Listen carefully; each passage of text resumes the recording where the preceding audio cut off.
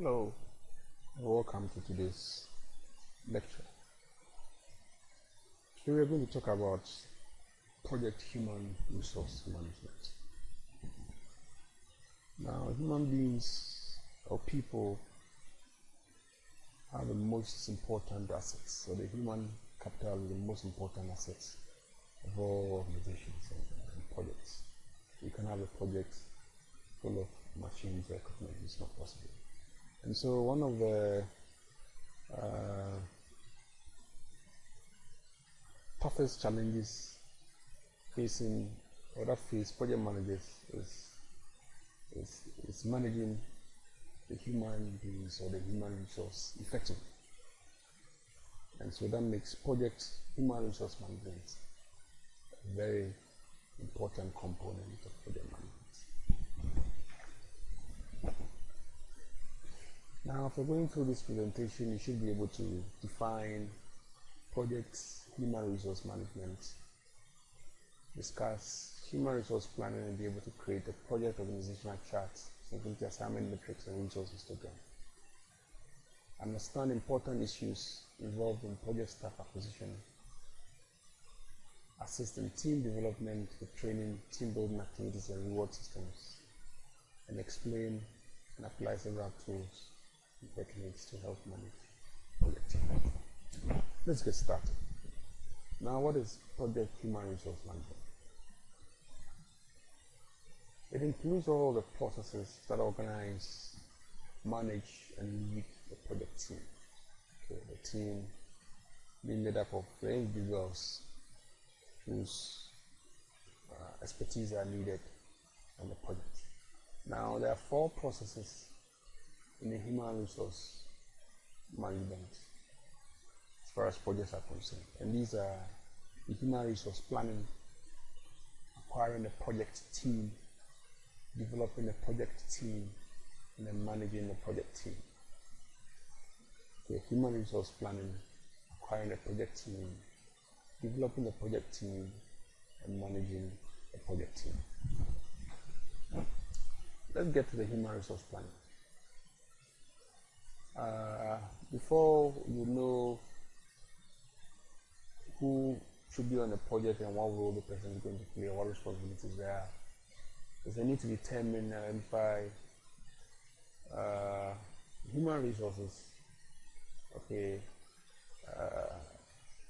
with necessary skills that are required for project success, so that you must know, okay, what skills you need, okay, to make the project successful. And it's not an easy task. Okay. Now, the human resource plan, okay, which is the output or one of the outputs of the human resource planning process, documents project roles and responsibilities, what role people are playing and what responsibilities they are, okay, in that role. And then the project organizational charts, okay, who does what in the hierarchy, okay, of the people in the project team, and the staffing management plan, including the timetable of staff acquisition and the release. Because you must also know when to acquire the staff and when to release it. Okay. Depending on where you work, sometimes you have to negotiate with functional managers for some staff. You must also be able to know when you're going to release them to do other activities. But this again depends on the kind of project, okay, and the kind of organization that you find yourself in. Now, tools and techniques that help in human resource planning include organizational charts and position descriptions, so that in an organizational chart you lay out, okay, the hierarchies, who's responsible for what, and in their positions what they're supposed to do. Okay, it's a tool that helps in human resource planning. Then networking, okay, and organizational theory, because there are a couple of organizational theories that help, okay, to be able to plan a human resource organization. Now, if you take organizational charts and position description, for example, we have what we call a responsibility assignment matrix, and this responsibility assignment matrix, or RAM, is used to illustrate the connection between the work packages or activities and the project team members. so that you must be able to connect or know from WBS, for example, okay, who has to do what, okay. And an example of an RAM is the RACI chart. Okay. The R standing for responsibility, A standing for accountability, C standing for consult, and I standing for inform. Usually in the RACI, one person should be responsible for a particular activity or task.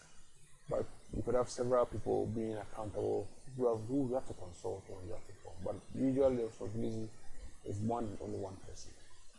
Now networking here is the formal and informal interaction with others in the organization, industry, or professional environment. That way you're able to properly plan together right human resource for the project. Then the next process in human resource management is acquiring the team. How do you get the team? After you plan to know what roles and responsibilities there are and how the organization is going to be structured, the project team is going to be organized. The next is to acquire a project team. The process of acquiring a project team is interesting. Okay, there has to be confirmation of the human resource availability. Okay, and obtaining the team necessary to complete their project assignment. So you must have an idea of the availability of the human resource in-house or out of your organization, within the country or out of the country. These are issues you have to look at when you acquire the project team. Okay. So there are a couple of tools and techniques that may be employed to acquire a project team. So we have a pre-assignment, one, negotiation is the other, acquisition, and these days with the aid of IT, technology, virtual teams. Now, when project team members are selected in advance, they are considered to be pre-assigned. That's where pre-assignment comes in. And sometimes in a project, some team members may be selected in advance. Okay, and negotiation is a very important skill that all project managers must have. Okay, because staff assignments usually would have to be negotiated on many projects. Then with acquisition, maybe resources. Here, the human resource may be acquired in-house, or as I said, outside the house. So that's where we talk about acquisition. And so required service may be acquired from outside sources. Okay, here we may be talking about getting them from other companies, okay, from consultants or from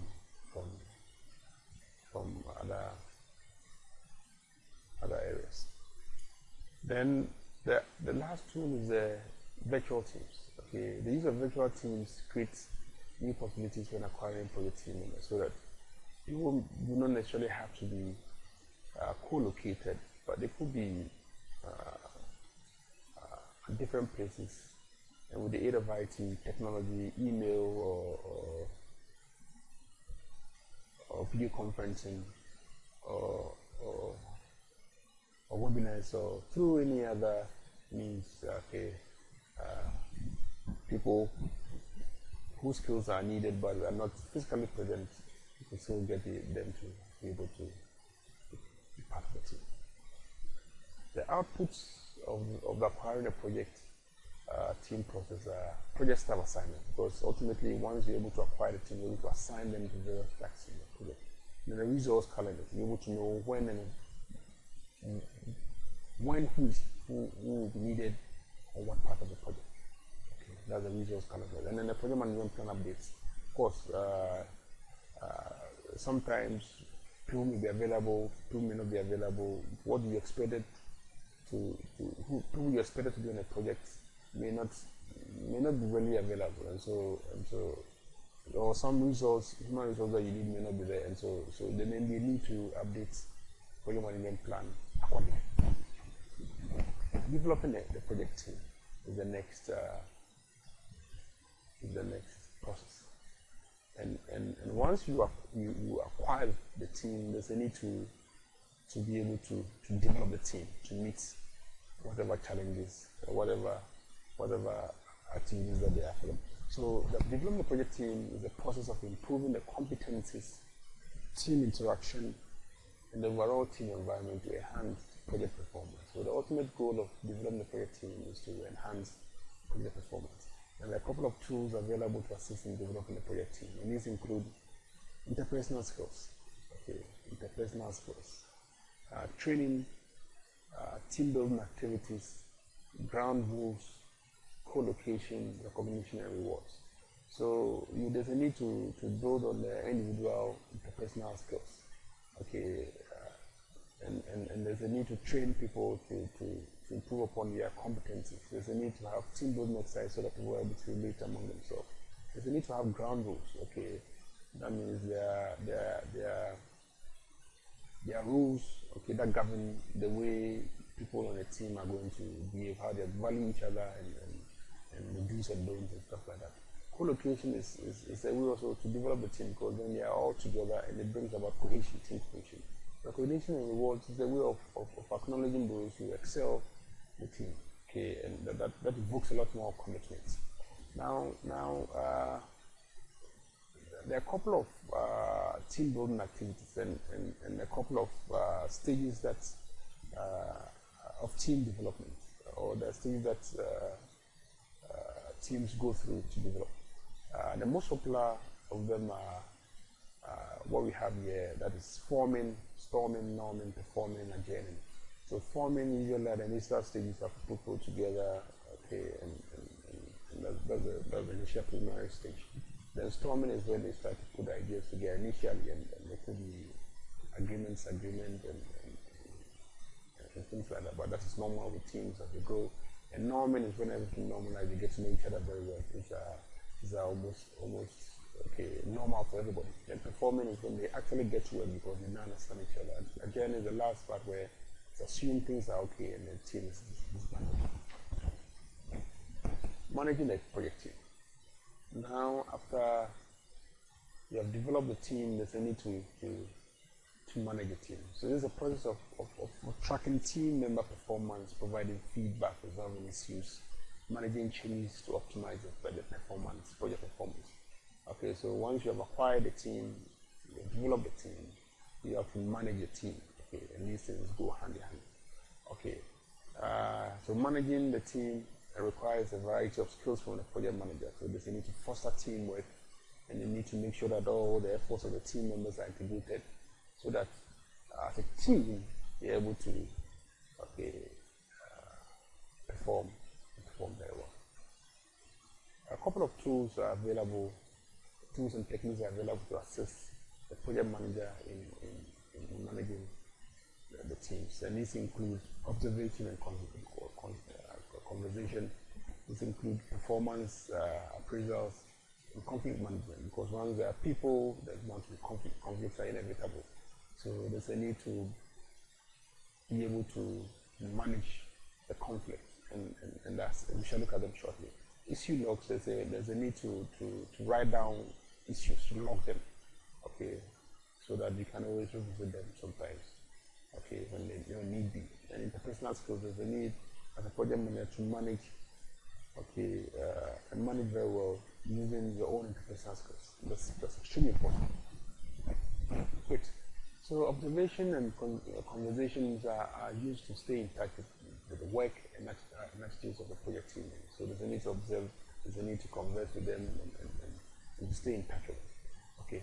Then objectives for conducting performance appraisals include, for example, where there's a need to clarify roles and responsibilities, and when you need constructive feedback from team members, there's a need to conduct performance appraisals.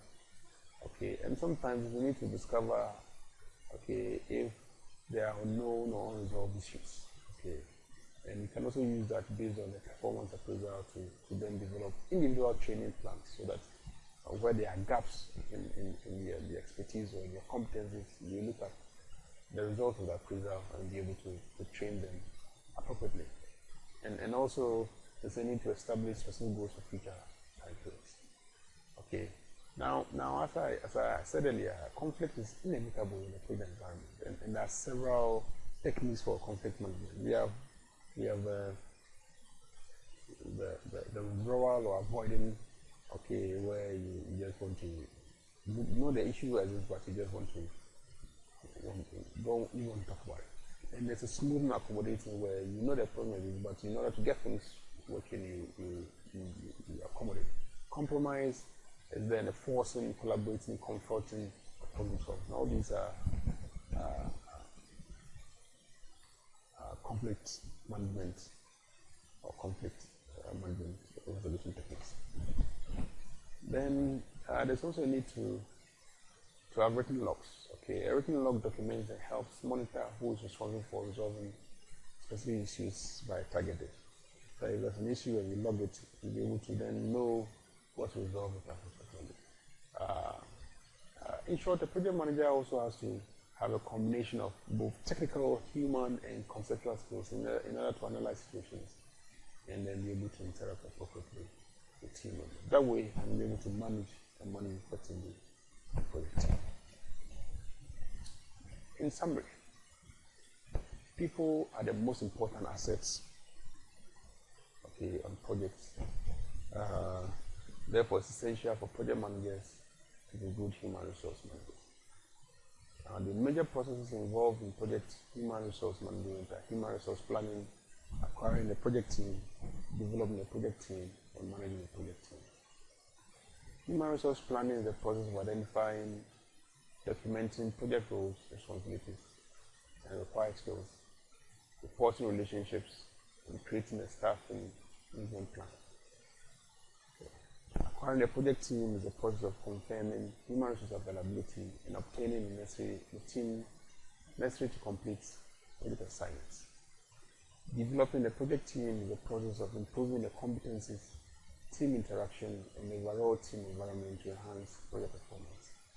And managing the project team is the process of tracking team performance, team member performance, providing feedback, resolving issues, and managing changes to optimize project performance. Thank you.